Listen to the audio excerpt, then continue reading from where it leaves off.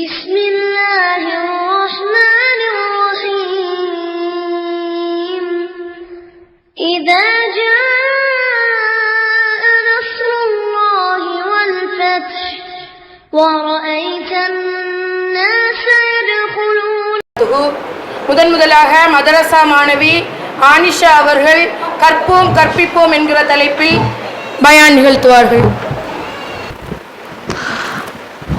السلام عليكم ورحمة الله وبركاته. إن الحمد لله نعمده ونستعينه ونستغفره ونعوذ بالله من شرور أنفسنا ومن سيئات أعمالنا. من يهدي الله فلا مضل له ومن يضلل فلا هادي له.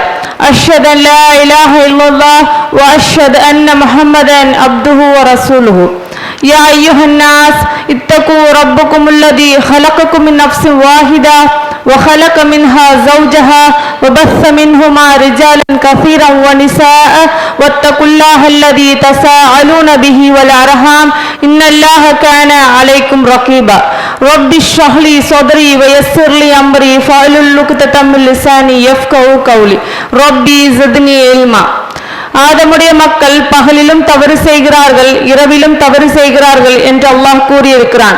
பயான் பேசக்கூடிய நானும் அதை கேட்கக்கூடிய நீங்களும் இதில் அடங்கும் என்று கூறி, எல்லாம் அல்லாஹ்வின் நல்லடியார்களே, உங்கள் அனைவரின் மீதும் அல்லாஹ்வின் சாந்தியும் சமாதானமும் என்றென்றும் நின்று நிலவட்டுமாக என பிரார்த்தித்து எனது உரையை ஆரம்பம் செய்கிறேன். இன்றைக்கு எனக்கு கொடுக்கப்பட்டுள்ள தலைப்பு கற்போம் கற்பிப்போம். அல்லாஹ் இந்த உலகத்தையும் அதில் மனிதர்களையும் படைத்த பிறகு முதலில் அவர்களுக்கு கல்வியைத்தான் வழங்குகிறான். முதல் மனிதனான ஆதம் அவர்களை அல்லாஹ் படைத்த பிறகு அவர்களுக்கு அனைத்து பொருள்களின் கல்வியைத்தான் முதலில் வழங்குகிறான். இதை குறித்து அல்லாஹ் தன்னுடைய திருமறை குர்ஆன்ல கூறும்போது, ஆதமே அவர்களுக்கு அவற்றின் பெயரை அறிவிப்பீராக என்று கூறிய போது ஆதம் அவர்களும் வானவர்களுக்கு அவற்றை அறிவிக்கிறார்கள். இதிலிருந்து முதல் மனிதனான ஆதம் அவர்களுக்கு அல்லாஹ் கல்வியைத்தான் முதலில் வழங்குகிறான்.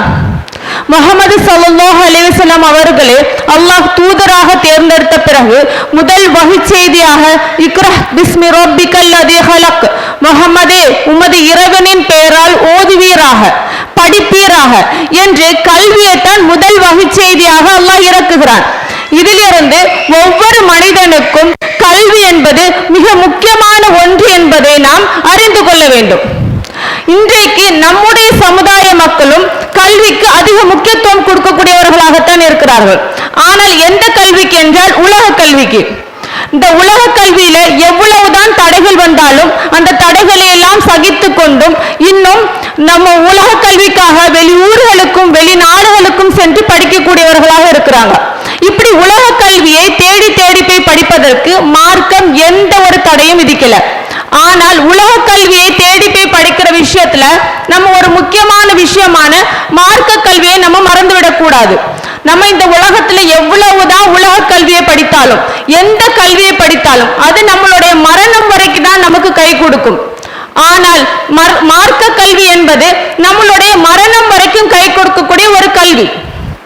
இதை குறித்து நபி ஸல்லல்லாஹு அலைஹி வஸல்லம் அவர்கள் கூறுகிறார்கள், 3 விஷயங்களை தவிர ஒரு மனிதன் மரணித்து விட்டால் வேறு எதுவும் அவனை பின்தொடராது.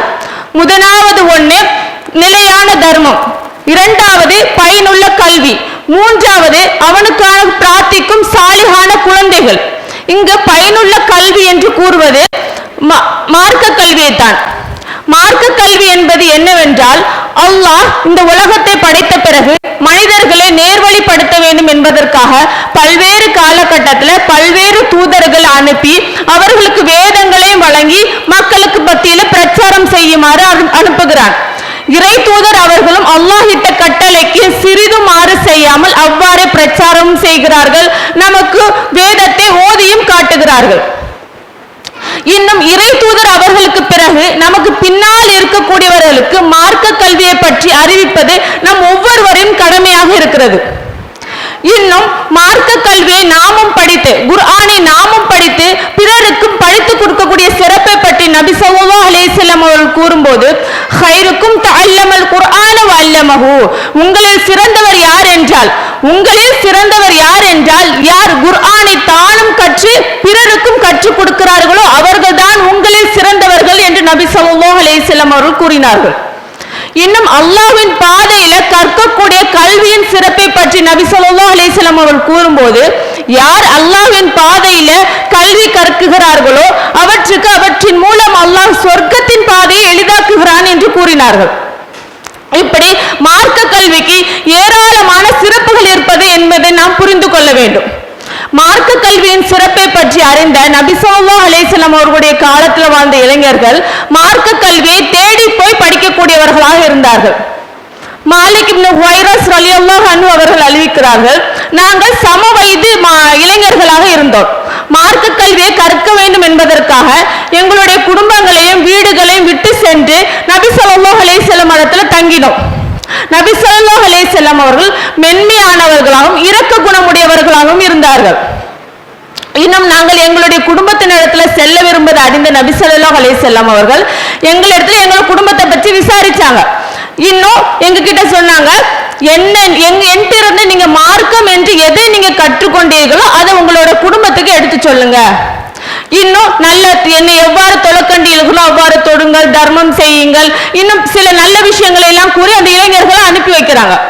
இன்றைய காலத்தில் உள்ள இளைஞர்கள் எப்படி இருக்கிறார்கள்? நாட்களில குறைந்தது நேரங்களையாவது மார்க்கத்திற்காக செலவு செய்யக்கூடியவர்களாக இருக்கிறார்களா என்பதை நாம் கவனிக்க வேண்டும். இன்னும் நாம் படித்ததையாவது பிறருக்கு எடுத்து கூறுகிறார்களா என்றால் அதுவும் கிடையாது. ஆனால் அன்றைய காலத்து இளைஞர்கள் மார்க்கத்திற்காக மார்க்க கல்வியை கற்க வேண்டும் என்பதற்காக தங்களுடைய குடும்பங்களையும் வீடுகளையும் விட்டு சென்று படிக்கக்கூடியவர்களாக இருந்தார்கள். ஆனால் இன்றைக்கு நம்மளுடைய சூழ்நிலை அப்படியாக இருக்கிறது. குடும்பத்தையும் வீடுகளையும் விட்டு சென்று படிக்க வேண்டும் என்ற எந்த அவசியம் இல்லை. இப்போ ஒரு மார்க்க கல்வியை கற்கணும் அப்படின்னா நம்மளுக்கு பக்கத்திலே நம்மளுடைய ஊர்களிலே, இன்னும் சொல்ல போனா நம்மளோட வீட்டுக்கு அருகிலேயே மார்க்க கல்வியை கற்று தரக்கூடிய கல்வியும் வந்துட்டு. ஆனா அதை நாம பயன்படுத்துகிறோமா அல்லது அலட்சியப்படுத்துகிறோமா என்பதை நாம் சிந்தித்து பார்க்க வேண்டும். இன்னும் உலக கல்வியோட மார்க்க கல்வியும் அவசியம் என்று நம்ம இந்த ஒரு வருஷம் ஆலிமா படிப்பை படிக்கிறோம் அல்லது படிச்சு முடிச்சுட்டோம் அப்படின்னா நம்மளுடைய வாழ்க்கையில அதை நம்ம செயல்படுத்துறோமா என்று நாம் பார்க்கணும். நம்ம எவ்வளவோ நம்மளுடைய நேரங்களை செலவு பண்ணி கஷ்டப்பட்டு இந்த ஆலிமா படிப்பை படிச்சிருப்போம். அப்ப நாம எதை படித்தோமோ அதனுடைய நன்மையை பிறருக்கு எடுத்து சொல்லக்கூடியவர்களாக இருக்கணும். நம்ம என்னதான் ஆலிமா படிச்சு நன்மை தீமை என்ன என்று தெரிந்திருந்தாலும் நாமும் தீமைகள் செய்யக்கூடியவர்களாகத்தான் இருக்கிறோம். அப்போ அந்த தீமைகளிலிருந்தும் தவறுகளிலிருந்தும் நாம எப்படி காப்பாற்றிக் கொள்ள முடியும்? நான் தாவா பணியை அதிகமாக செய்யக்கூடியவர்களாக இருக்கணும். நம்ம தாவா பணியில மறுமை நாளை பத்தி அதிகமாக பேசும் போதும் மார்க்கத்தில் நடக்கக்கூடிய தவறுகளை பற்றி அதிகமாக பேசும் போதும் நம்மிடத்துல அந்த தவறுகளும் தீமைகளும் குறையும். இன்னும் ஆடை ஒழுக்கங்களை பற்றி நம்ம நிச்சயமாக நம்மளுடைய படிப்புகளை படித்திருப்போம். ஆனா வெளியிடங்கள்ல செல்லும் போது என்ன சொல்லுவாங்க? ஆலிமும் படிச்சிருப்பாளாம், ஃபர்தாவையும் ஷாலையும் பாரு என்று சொல்லக்கூடிய நிலைமையில தான் நம்மளுடைய ஆடை ஒழுக்கங்கள்லாம் இருக்கு. அப்ப இந்த தாவா பணியில நம்ம ஈடுபடும் போது அந்த ஒழுக்கம் என்பது நம்மிடத்துல தானாகவே வந்து சேரும். அப்போ இந்த தாவா பணி என்பது நம்மளை நாமே காத்து கொள்ளக்கூடிய ஒரு கேடயம். பிறர் இடத்துல தவறு செய்யாதீங்க, தீமை செய்யாதீங்க, நன்மை அதிகமாக செய்யுங்கள் என்று சொல்லும் போது நம்மிடத்துல அந்த தீமையும் தவறுகளும் குறையும், நன்மைகள் வந்து சேரும். ஆடையை ஒழுங்கா போடுங்கன்னு சொல்லும் போது நம்மளிடத்துல அந்த ஆடை ஒழுக்கங்கள் வந்து சேரும். அப்ப இப்படிப்பட்ட தாவா பணியை நான் செய்ய மாட்டேன், எங்க வீட்டுல விட மாட்டாங்கன்னு சொல்லும் போது நம்ம எதற்காக இந்த மார்க்க கல்வியை படிக்கணும்? ஆலிமா என்று பட்டத்தை எதற்காக வாங்கணும் என்று நாம் சிந்தித்து பார்க்க வேண்டும். இன்னும் பட்டம் என்பது நமக்கு எப்பவுமே கை கொடுக்காது. பெற்றோர்களும் என்ன செய்யணும்? பிள்ளைகளை அதிகமாக இந்த தாவா பணியில ஈடுபடுத்தக்கூடியவர்களாக இருக்கணும். எப்படி பெண்களுக்கும் மார்க்க கல்வியை கற்ற பெண்களுக்கும் பொறுப்புள்ளதோ அதே போல பெண் பிள்ளைகளை பெற்ற பெற்றோர்களுக்கும் பொறுப்பு இருக்கிறது. அந்த பெண் பிள்ளைகள் நன்மையை ஏவி தீமையை தடுக்கும் போது அதனுடைய நன்மை நிச்சயமாக பெற்றோர்களுக்கும் கிடைக்கும். அப்ப பெற்றோர்களும் அதிகமாக அந்த பிள்ளைகளை ஆர்வமூட்டக்கூடியவர்களாக இருக்கணும், தாவா பணியில அதிகமாக ஈடுபட செய்யக்கூடியவர்களாக இருக்கணும். இன்னும் நம்ம மார்க்க கல்வியை படிக்கிறோம், இந்த ஆலிமா என்ற பட்டத்தை எதற்காக வாங்குகிறோம்? நம்ம படிச்சு முடிச்சோன்னா நம்மளே அந்த பட்டத்தை வச்சுட்டு 1 லட்ச ரூபா 2 லட்ச ரூபாயில வேலையா கொடுக்க போறாங்க? கிடையாது. நம்ம இந்த உலகத்துல ஆலிமா படிப்பு படிச்சோம் அப்படின்றதற்காக அந்த பட்டம். இன்னும் நிறைய பேர் வந்துட்டு நிறைய பேரும் சொல்ல முடியாது, சில பேர் என்னது பெருமைக்காக வாங்குவார்கள். நான் இந்த உலகத்துல இந்த ஆலிமா பட்டத்தை படிச்சுட்டேன் அப்படின்னு. நிச்சயமாக யார் பெருமைக்காகவும் மறுமையின் சிந்தனை இல்லாமல் இந்த பட்டத்தை வாங்குகிறார்களோ நிச்சயமாக அவர்களுக்கு தியாகம் தான். நபி ஸல்லல்லாஹு அலைஹி வஸல்லம் அவர்கள் கூறுகிறார்கள், மறுமை நாள்ல அல்லாஹ் ஒரு மனிதரை அழைப்பானாம், உயிர் தியாகம் செஞ்ச ஒரு மனிதரை அழைத்து விசாரிப்பானாம். அப்ப அவர் கூறுவாராம், அல்லாஹ் நான் இந்த உலகத்துல உனக்காக இந்த நன்மையெல்லாம் செஞ்சேன், அந்த நன்மையெல்லாம் செஞ்சேன், இன்னும் உனக்காக உன்னுடைய பாதையில நான் என்னுடைய உயிரையே தியாகம் செஞ்சேன் அல்லாஹ் அப்படின்னு சொல்லும் போது அல்லாஹ் கூறுவான் அந்த மனிதர் இடத்துல, நீ உயிர் தியாகம் செஞ்ச, ஆனா அதை நீ எனக்காக செய்யல, இந்த உலகத்துல மக்கள் உன்னைய உயிர் தியாகின்னு சொல்லணும், அல்லாஹ்வுக்காக உயிர் தியாகத்தை செஞ்சுட்டாரா இவர் ஷஹீத் அப்படின்னு சொல்லணும்ன்ற பெருமைக்காக நீ செஞ்ச, உன்னை இந்த உலகத்துல மக்கள் உன்னை புகழ்ந்துட்டாங்க, நீ நரகத்துக்கு போய் என்று சொல்வானா. அதே போலத்தான் ஆலிமா படிச்சு நம்மையும் அல்லாஹ் விசாரிப்பான். எல்லாத்திற்கும் விசாரணை உண்டு. ஆலிமா படித்த நம்மளையும் விசாரிப்பான். அல்லாஹ் கேட்பான். அப்ப நம்ம என்ன சொல்லுவோம், அல்லாஹ் சஃபியா மதர்சால நான் 1 வருஷம் படிச்சேன், சர்ஃப் படிச்சேன், நஹு படிச்சேன், மசாயில் படிச்சேன், ஹதீஸ்களை எல்லாம் படிச்சேன் அல்லாஹ் என்று கூறுவோம். அப்ப அல்லாஹ் கேட்பான், எதற்காக நீ படிச்சா? உனக்காக தான் அல்லாஹ். அப்ப அல்லாஹ் கூறுவான், நீ படிச்சதெல்லாம் உண்மைதான், ஆனா நீ எனக்காக படிக்கல, மதர்சால படிச்சு முடிச்ச பிறகு ஒரு பட்டம் கொடுப்பாங்களே அதற்காக நீ படித்தாய்.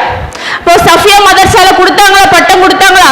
ஆமாயா அல்லாஹ். அப்ப நீ நரகத்திற்கு செல் என்று கூறுவானான். எப்பொழுது நம்மளுடைய எண்ணங்கள் கெட்ட எண்ணமாக இருந்தால், நாம் படித்ததை பிறருக்கு எடுத்து கூறாம இருந்தால், நாம் படித்ததை நம்மளுடைய வாழ்க்கையில செயல்படுத்தாம இருந்தால் இதுதான் நிலைமை. அப்ப நாம என்ன படித்தோமோ அதை பிறருக்கு எடுத்து கூறக்கூடியவர்களாக இருக்கணும். பட்டம் நமக்கு எப்போதுமே கை கொடுக்காது. நாம மரணிச்சிட்டோம்னா அந்த பட்டம் என்பது சில நாட்களிலே அழிந்துவிடும். நாம என்ன படிச்சோமோ அதை நம்மளுடைய வாழ்க்கையில செயல்படுத்தினாலும், நாம என்ன படிச்சோமோ அதை பிறருக்கு எடுத்து சொல்லும் போது அதனுடைய நன்மை என்பது மறுமை நாள் வரைக்கும் நம்மளிடத்துல வரும். அப்ப அதிகமாக தாவா பணியில ஈடுபடக்கூடியவர்களாக இருக்கணும். நாம படிச்சதை பிறருக்கு எடுத்து கூறக்கூடியவர்களாக இருக்கணும். பொதி சுமக்கும் கழுதைகளை போல ஆகிவிடக்கூடாது. எதற்கு பொதி சுமக்கும் கழுதையை இங்க உதாரணமாக சொல்றோம் அப்படின்னா, அந்த பொதி சுமக்குகிறது அந்த கழுதைக்கு நம் மீது இருக்கக்கூடிய பொதி மண்ணாலான பொதியா அல்லது பொன்னாலான பொதியா என்று தெரியாது. அதே போல மார்க்க கல்வியை கற்ற நாமும் இந்த மார்க்க கல்வியினுடைய சிறப்பை பற்றி அறியாம நம்மளுடைய வாழ்க்கையை பொதி சுமக்கக்கூடிய கழுதைகளை போல் வாழ்ந்து விட்டு போக கூடாது. நாம படித்ததை பிறருக்கு எடுத்து சொல்லணும். நாம படிச்சதை நம்மளுடைய வாழ்க்கையில செயல்படுத்தணும். நாளைக்கு மறுமை நாள் அல்லாஹ்வை சந்திக்க வேண்டியது இருக்கிறது. அல்லாஹ் கேட்கக்கூடிய கேள்விகளுக்கும் அவனுடைய விசாரணைகளுக்கும் நாம பதில் சொல்ல வேண்டியது இருக்கிறது. அல்லாஹ் நம்மளுடைய மறுமை நாளுடைய விசாரணையை லேசாக்குவானாக, நம்ம மறுமை நாளை வெற்றியாளர்களாக ஆக்குவானாக என்று கூறி எனது உரையை முடித்துக் கொள்கிறேன். வாய்ப்பளித்ததற்கு ஜஸாக்கல்லாஹ் ஹைரா. வாஹித் தஹ்வானா அனில் ஹம்துலில்லாஹி ரப்பில் ஆலமீன். அஸ்ஸலாமு அலைக்கும் வரஹ்மத்துல்லாஹி வபரகாத்துஹு.